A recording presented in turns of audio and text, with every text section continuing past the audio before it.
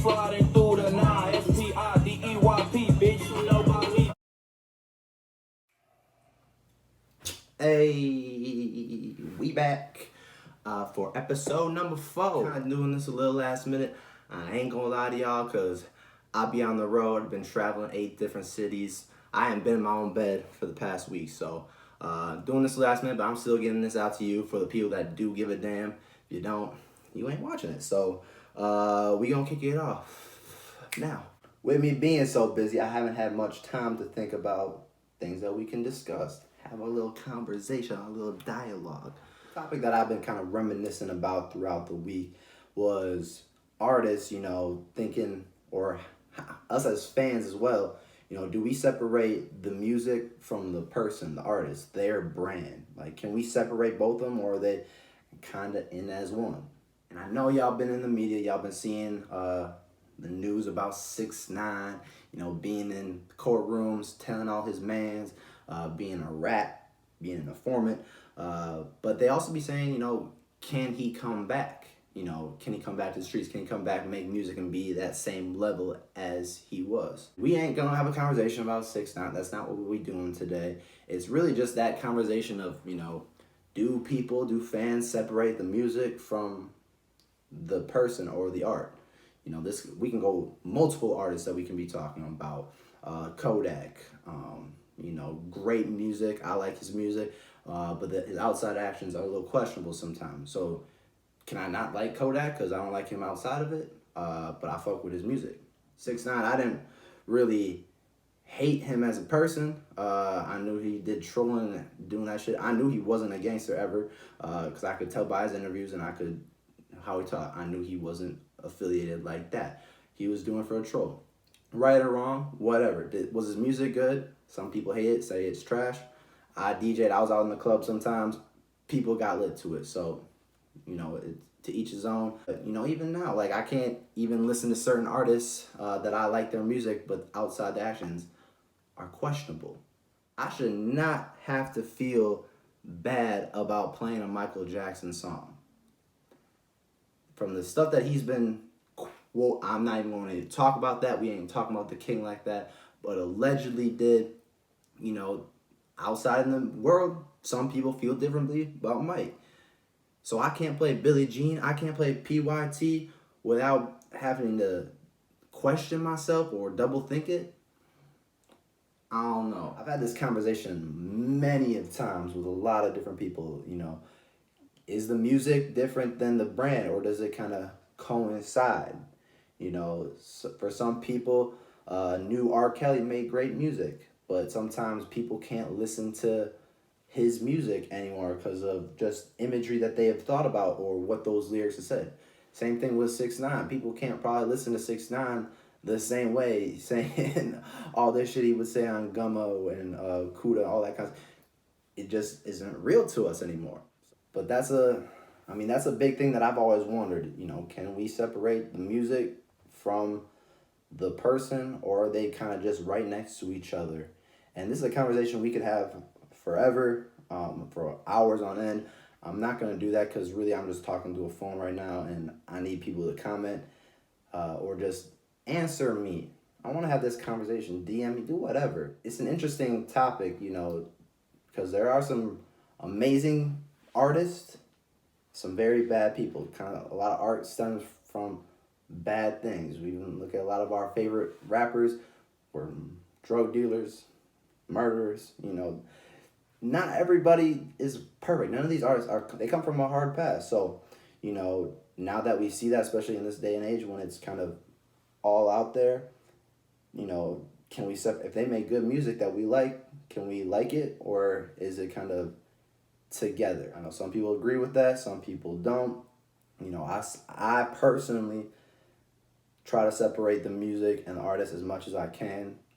Now sometimes it goes too much where the person just and I can't listen to music as much, but they're still musically talented. I still fuck with songs because of, from the time and history, or it just connects to me, it resonates with me in some way. But, I know some of y'all can't do that. So how do y'all feel about it? Leave a comment, do whatever below. Yeah. All right, now I'm about to hop into the artist that I'm about to talk about this week, and I'm gonna be 100 and keep it straight. I don't know these artists all that well. These aren't artists that I've been accustomed to or had a lot of conversations with or just know a little bit more about.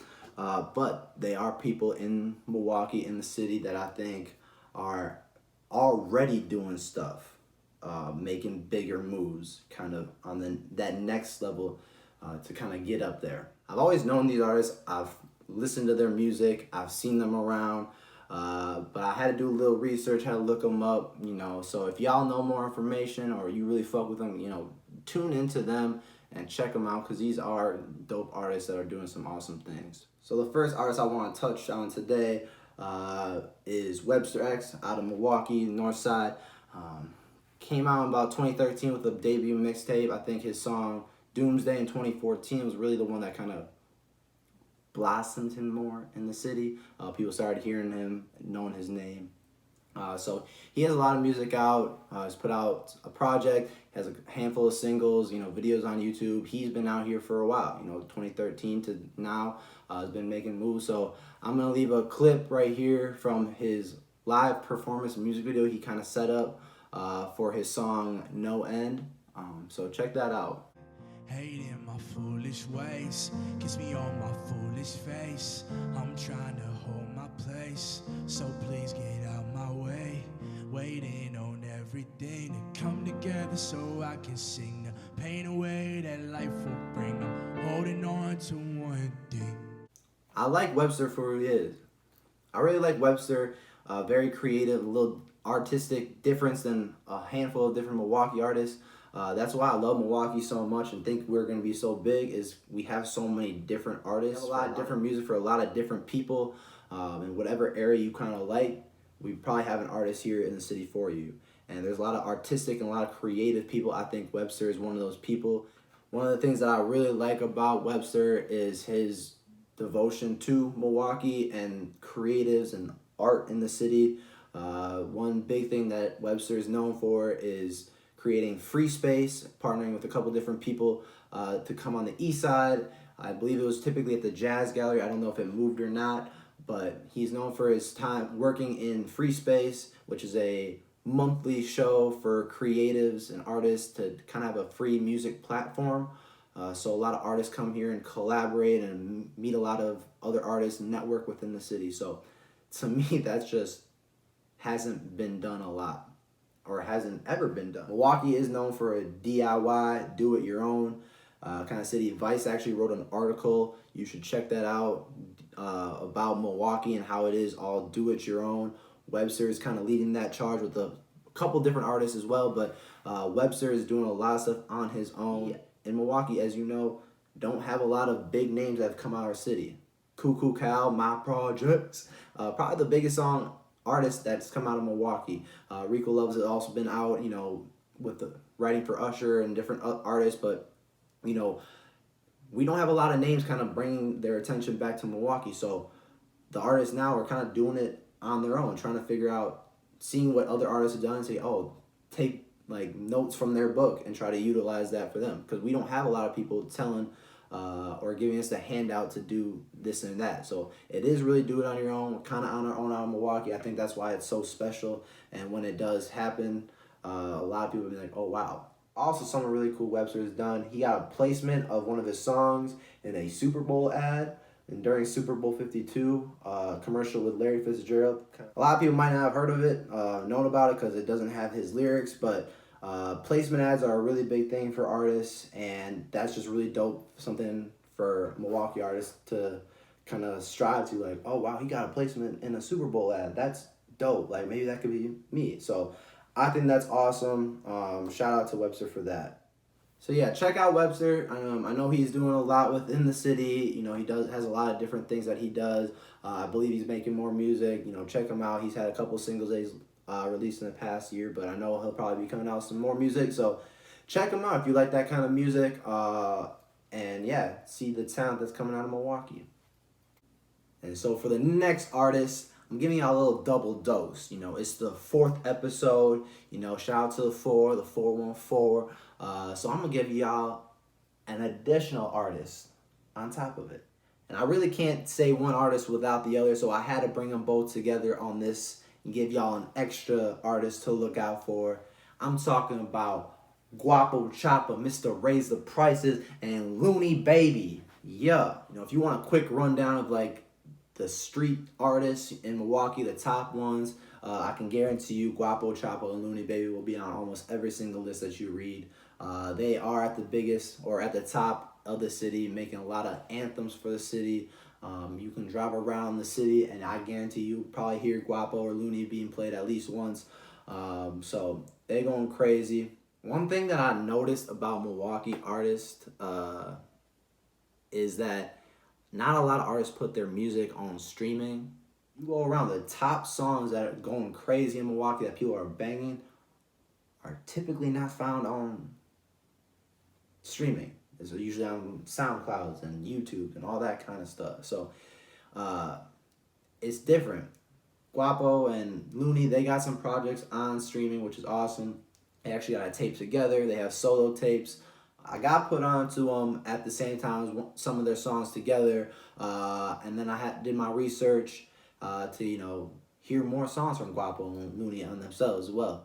Yeah, y'all gotta go check out their music yourself. I'm gonna show y'all my favorite because this is my show. And these are my songs that I be fucking with. So here's a song from Gwapo I be fucking with. You gon' need a life jacket, tryna rock this way. Fuck how many hoes you got, nigga, how much you made. Bad niggas in the front like Rosa Parks.